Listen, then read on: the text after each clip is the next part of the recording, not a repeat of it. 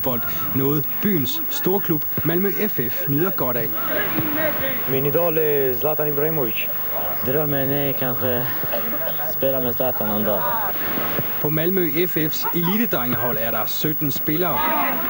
12 af dem har indvandrerbaggrund. Kosovo. Jeg er fra Irak. Jeg er fra Bosnien.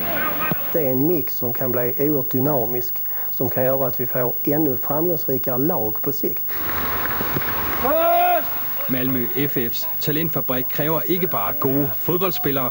Den rette karakter skal bygges op et helt andet sted. Vi ser ju klara paralleller med at klarar man sin skola med godkända betyg så har man också lättare att kombinera det här tränandet med studierna och få det. Man lär sig passa tider, man lär sig relatera, man lär sig klara uppgifter helt enkelt. Filosofien er, at kan man begå sig i samfundet, så bliver man en bedre fodboldspiller. Samtidig ved man godt i Malmö, at en bestemt person har betydet mere for integrationsarbejdet i det svenske talentsystem end nogen anden.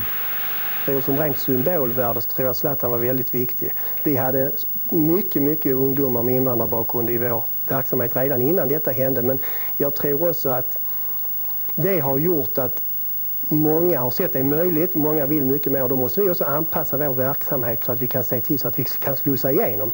För alla är inte som Zlatan, alla kan som var en oerhört talang. DBU har ikke en Zlatan at vise frem, og fremtidsudsigterne er dårlige. LPS har gået bruttotrupperne igennem på alle de svenske og alle de danske landshold, helt fra U15 og op til A-landsholdet. De viser, at 6% af Danmarks landsholdsspillere har indvandrerbaggrund. I Sverige er tallet 28%, altså over 4 gange så højt som i Danmark. Her skal det med, at Sverige har flere indvandrere end Danmark, 15% ifølge de seneste tal mod 9% herhjemme. Det forklarer dog stadig ikke, hvorfor Danmark halter så langt efter Sverige. Man er simpelthen nødt til at tage alvorligt, at der er en gruppe af de her spillere, der potentielt om nogle år bliver stjernespillere, som har nogle lidt andre udfordringer med sig, når de kommer ind i fodboldklubben. Og der er man altså nødt til at uddanne nogle fodboldledere til at takle de der udfordringer. Den røde tråd er DBU's store plan for talentarbejdet i Danmark, fra børnefodbold og hele vejen til A-landsholdet. I den handlingsplan er integration ikke nævnt. Er I klar? Med et eneste ord. 1, 2, 3 nu! Der er meget den der pølsetænkning, at bare vi behandler alle ens, så skal det nok gå. Men det holder ikke. Den ser umiddelbart ikke så krævende ud, men der er 7 mand i øvelsen, og den var faktisk ret belastende. På eliteniveau kaldes arbejdet ITU, integreret talentudvikling. For 3 uger siden var landets 8 ITU-trænere samlet i Odense for at drøfte fremtiden for dansk talentudvikling. Indvandrerpolitik, integrationspolitik er ikke noget, vi snakker om. Vi arbejder egentlig med de drenge på samme måde som vores andre danske drenge.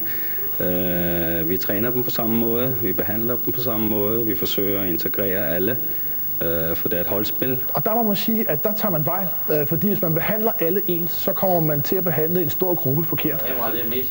Og kameraet, det er Paul Erik. DBU har altså ingen integrationspolitik og ingen eksperter på området. Husk at rejse eller sætte stængerne på plads, når I vælter dem ned. Det eneste DBU har, er en integrationspulje på 200.000 kroner årligt, som klubberne kan søge penge fra.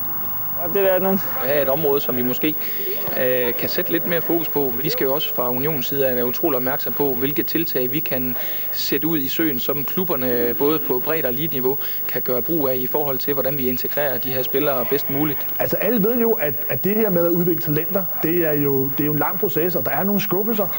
Hey, hvor skal du hen, du?